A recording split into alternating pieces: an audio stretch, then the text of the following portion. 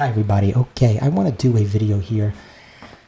Is it feasible to get a cybersecurity entry-level position that is six figures? Well, I can tell you this. I go on YouTube and I'll see these videos popping up. Are you ready to get a six-figure salary in cybersecurity? And I made $200,000 my second year, and it's just too much.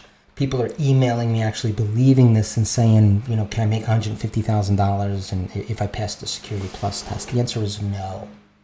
Okay, no. Don't think that. If they're offering you that, I would really wonder about where that company was and if they're going to be around in 6 months. If they're just paying, loads amount of money to individuals that are entry level and just received their, let's say, Security Plus test, or maybe they don't have a certification. So, is it a myth? It's so ubiquitous out there now where you're seeing these commercials, you're hearing people talk about six figure cybersecurity, but they're leaving out the fact that there is an experience involved. There is people that this is average salary. So why don't we go ahead? I typed in, for example, junior pen tester. Okay, junior penetration tester. And there's not a lot of junior penetration testing jobs out there because a lot of these pen testing jobs is when people already have experience and they're implementing their knowledge into a field such as, let's say, pen testing. And what that does is it's usually not an entry-level job because you need to have various different skill sets.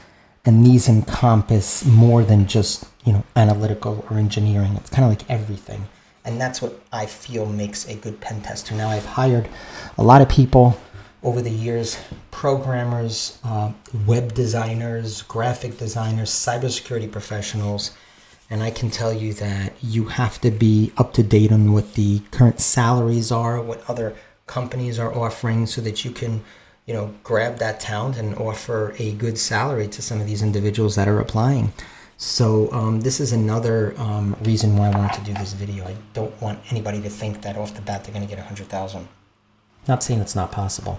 So the few junior penetration testing jobs here, right here, top 70 to 88K. That's what it's saying. Remote senior and junior. We're just going to jump to junior. 78 to 99 junior penetration tester.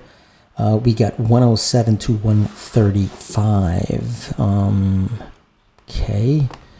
Now we're going to just backtrack a little here. Entry level pen tester. Okay. Average cybersecurity starting salary. Typed that in earlier. And if you look on the left here, ZipRecruiter is saying $29,000 to $100,000. Type on that here, and it's given the median. It's also talking about that it's state specific. North Carolina 56, nationwide 79,000. These are starting salaries of cybersecurity analysts, which is something I really do recommend. If you're looking to get into cybersecurity, being an analyst, entry-level position, exceptional way to start because companies need analysts and they often need them 24/7. That's right.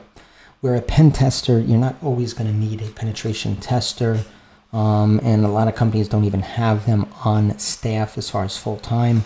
For example, I worked for a company, processed credit cards, a merchant company, and to be up to date with the standards, you need to do pen tests twice a year, some of them annually. So technically, they can get away with just having a crew come in there a couple times a year, maybe for 5 to 10 days, depending if it's red team or just pen testing, and there you have it. But as far as an analyst role, it's something that those jobs are very ubiquitous out there. And okay, so it's a little boring. You sit there, you analyze, let's say using Splunk, you're doing a lot of queries, phishing, trying to find answers to some questions that some of your colleagues or someone on the staff may be asking as far as a vulnerability, so on and so forth. So yes, not as exciting as a pen tester, but the salaries are pretty good. So I wanted to mention that. So entry-level cybersecurity analyst salary, okay? So check that out. And that will shed some truth and some light for those of you out there who are really wondering as far as what is the real starting salary, okay?